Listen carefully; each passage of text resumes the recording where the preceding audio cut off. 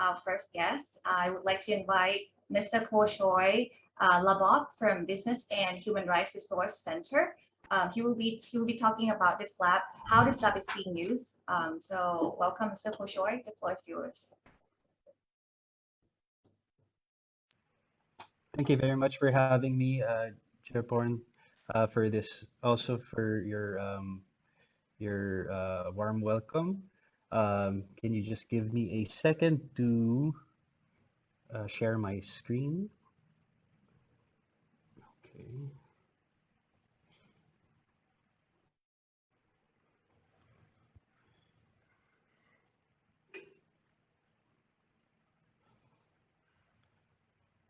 Okay, can you see my presentation?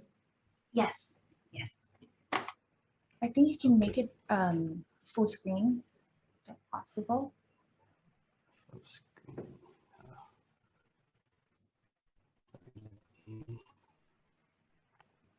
Yes. Okay, that's How's perfect. that? Yeah, Okay. that's perfect. Okay, so I'm here to discuss. So yeah, so I guess I'm the first speaker, so I'll discuss sort of the the foundational concepts and basics about SLAPPs and how it relates to journalists as human rights defenders. So just a quick introduction of myself. I'm from the Business and Human Rights Resource Center, which is an organization that tracks business-linked human rights violations. And so I am the Southeast Asia researcher and representative of the Resource Center. So just very quickly, the flow of my presentation, and this is just going to be 9 minutes, so very, very fast.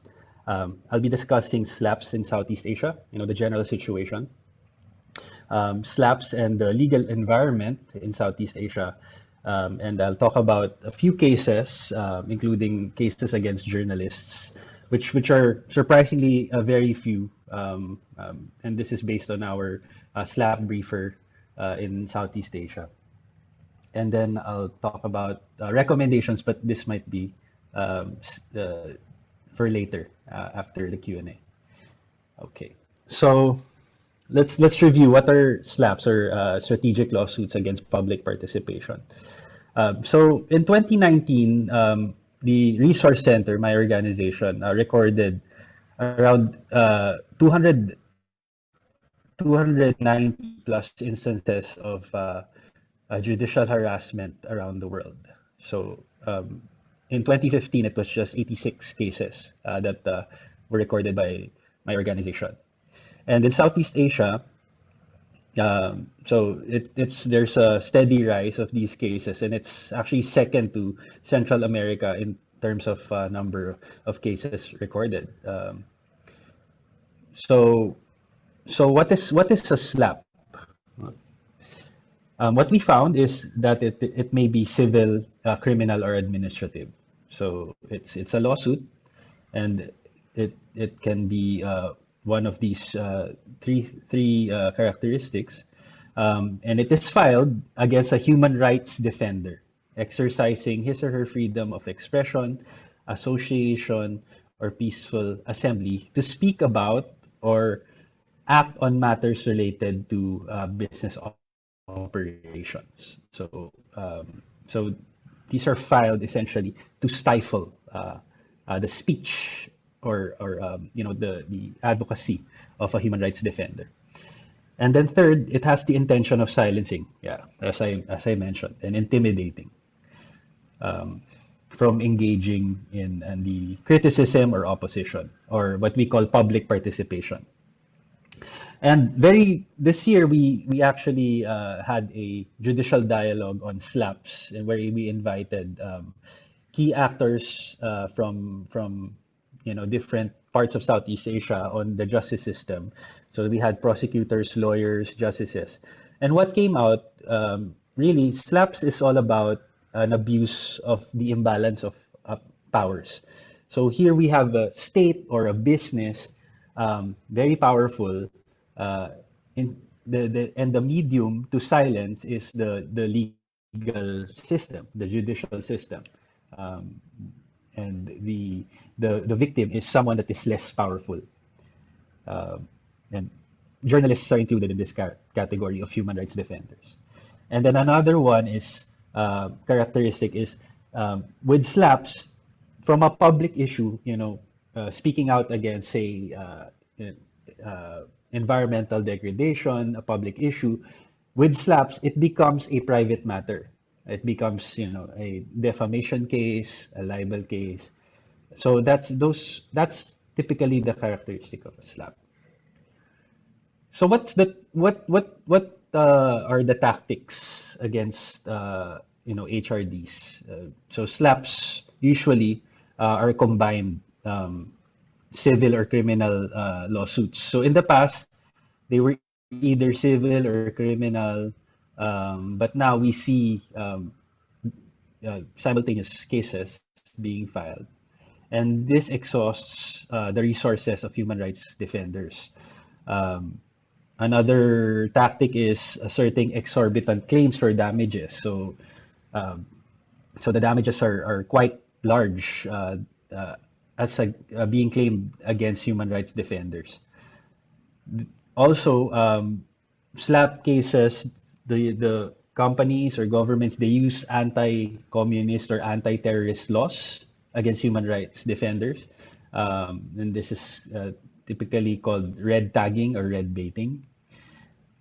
And we also see that attorneys, lawyers are also being sued now, not just human rights defenders. So lawyers become human rights defenders, those that are supporting human rights defenders.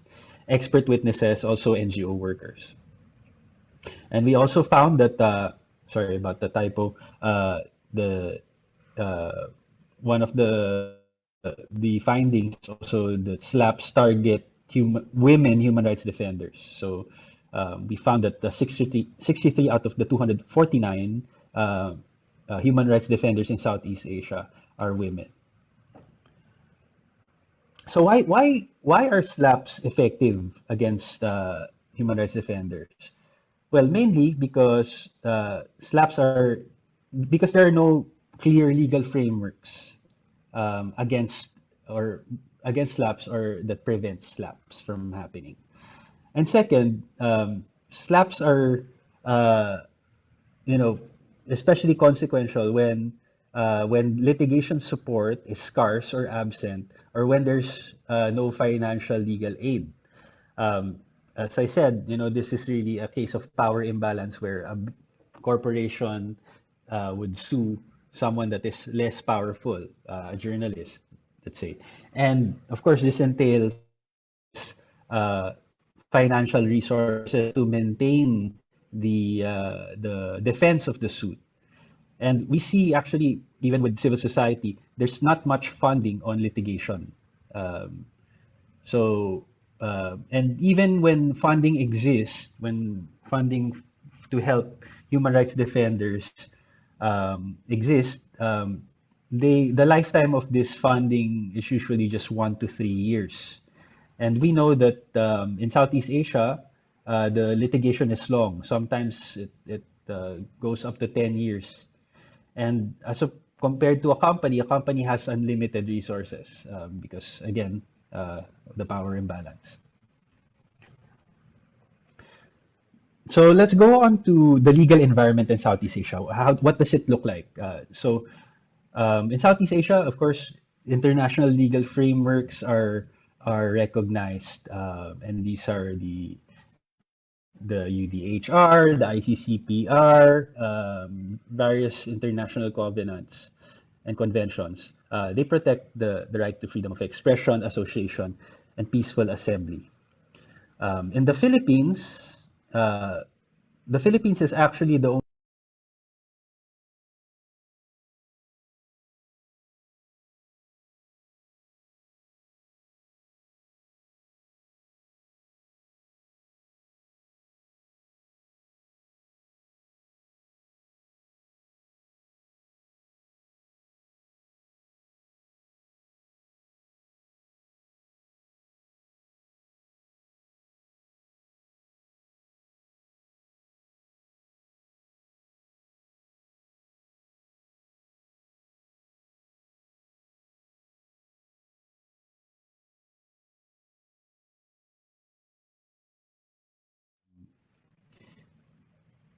have a right to make these statements if there's no malice and if there's cause.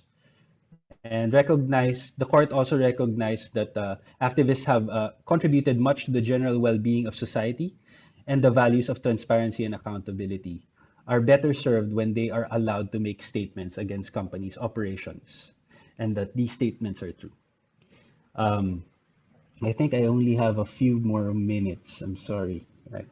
Just well, for sure, flag you have a little. Well, actually, you have a bit more time because Okay. All right. yeah, we have a technical problem. Yeah, our system is down at the moment. Yeah, so our live just All right. stopped. Yeah, so we're trying to reconnect. So we might have to ask you Okay. to go back to your first few slides. Just repeat the Sure, few thing a sure. little. Yeah, I'm Yeah. so sorry about that. It's It's okay. It's yes, okay. the Just let me know where. electricity just went down and the whole life just got shut Okay. down. Yeah, yeah. This sort of problem Okay. with There's our no countries. no problem. I'm not surprised. Yeah. Yeah. Okay. So I think yeah, it's back up. So I think we should just go back to the first few slides that you had mentioned, and we can continue. Good. Yeah, sorry about that. Do you know where the I think it got electricity? cut after you mentioned about the litigation is continue for like 10 years. Okay. Yeah, that's where it got cut. Okay. Yeah, then the company can't afford to support. Yeah. Okay. Yeah. All right. Okay. So Thank you. yeah, why slaps are effective? Okay. Yes.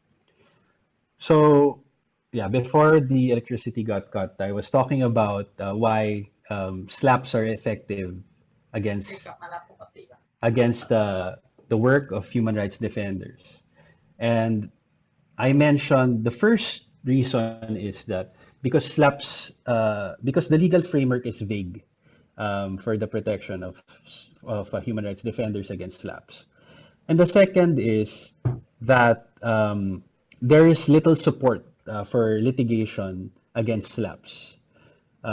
So I mentioned that slap suits cost time and money, especially when human rights defenders face not just one but several suits, and there's not a lot of support for defending these cases, and civil society organizations do provide support, but when these funds exist, the lifetime depends on the lifetime of the project. So the support is usually just 1 to 3 years. And we know that in Southeast Asia, the cases seldom conclude in 3 years. Some cases even go up to 10 years.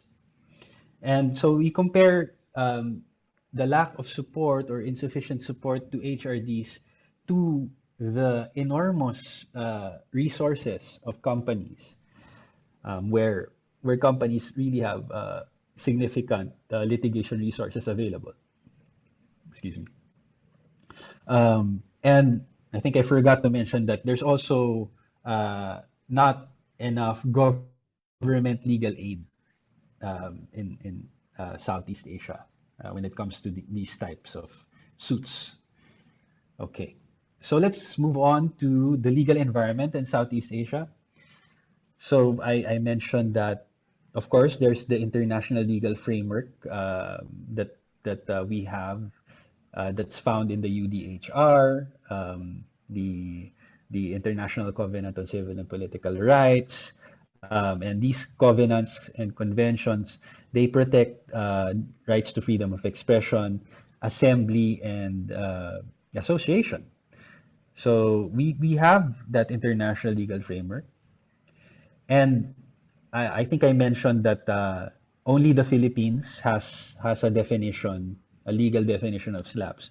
But state constitutions in Southeast Asia, except Brunei, um, they they protect the rights to freedom of expression, assembly, and association. So we find these rights expressly provided in state constitutions in Southeast Asia. But let me speak more about the particular countries, I mentioned the Philippines. We do have a definition of SLAPP, particularly in our Supreme Court rules of procedure in environmental cases. But this remedy for human rights defenders is only available in cases related to the environment.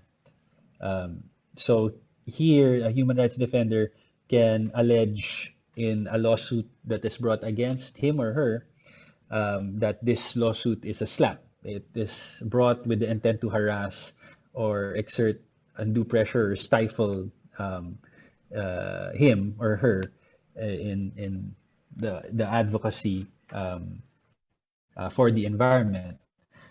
But it's only limited to that. So that's for the Philippines. In Thailand, so there are no existing laws defining SLAPPs, but there is section 1611 and 1652 of the Criminal Procedure Code. So with section 161, this allows the courts to dismiss criminal cases if the court makes a determination that the cases arise from ill intention to harass, to take advantage over a person, to gain any unlawful benefits, or to achieve any corrupt underlying objectives. So that's an available defense. In section 165(2), the court, the law allows the accused to present legal and evidentiary arguments during a preliminary examination of the court where they previously could not do so. And it allows the court to play a more active role by having the power to summon witnesses and evidence proposed by the accused as the court's witnesses. ยอดเลยอ่ะ In Indo- วันเนี้ยขอ Yeah. PowerPoint เข้าไปด้วย So, sorry. Yeah, so in Indonesia, also there are no laws defining SLAPPs, but there's some protection that can be found in Article 66 of the Law on Environmental Protection and Management, which provides everyone who fights for the right to a proper and healthy living environment cannot be charged with a criminal or civil offense. Also, Article 78(1) from the Prevention and Eradication of Forest Destruction Law states that reporters and informants cannot be sued legally either by the Penal Code or Civil Code for reports and testimonies they will provide, are providing, or have provided. So as I mentioned, there's some protection, but it's not enough and it's not clear in laws in Southeast Asia. Okay, so I also mentioned a while ago that there are some cases, judicial pronouncements that speak, that discuss SLAPPs, but not a lot on journalists. So let me discuss a few of these cases. So the first one is in Malaysia, and this is a pretty famous case that was filed against a human rights defender by a mining company, Raub Australian Gold Mining, which sued a human rights defender for libel and malicious falsehood because of statements that were made by the human rights defender in two published articles. So this relates to the operations of the gold mining company and its effects on the residents in the area of operation, saying that they were the operations were affecting their health negatively. So yeah, I'm sorry. I think there's someone speaking. Sorry about that. So for this case, the federal court dismissed the cases because the company failed to prove the results of the survey were false, and the respondent made these statements maliciously and without just cause. So here, the court recognized the active role in contributing to the well-being of society. So which is a great precedent. This particular case, also in Malaysia, the PDZ Holdings Berhad versus the Edge Communications in 2018. This is on journalists that were sued by PDZ Holdings because of 3 articles that was published that's also criticizing the company. So here, the High Court dismissed the case in favor of the defendants, the journalists, and recognized 3 defenses: the trade reputation defense, defense of comment, and defense of qualified privilege. So I don't think I will discuss that in detail, but essentially, the court recognized that the journalists have a right and obligation to report on matters of public interest, even if these include negative information about the companies. And they should not be liable for libel or defamation if their reports are based on verifiable and reliable sources. So that's very good case in favor of journalists. The last case I'll discuss is the case in Thailand, the Tukum case, which was in 2015, which was a case that was filed against a community-based group, the KRBKG, filed against them by a corporation, where they actively protested the operations of the corporation. And here, again, the court recognized the right to protest against prejudicial company operations is part of the right to assert the need to protect the environment and community resources. So also a very good case for human rights defenders. Yes, so yeah, that concludes the first part of my presentation. Later on, I will discuss recommendations for stakeholders and also civil society on how to deal with SLAPPs.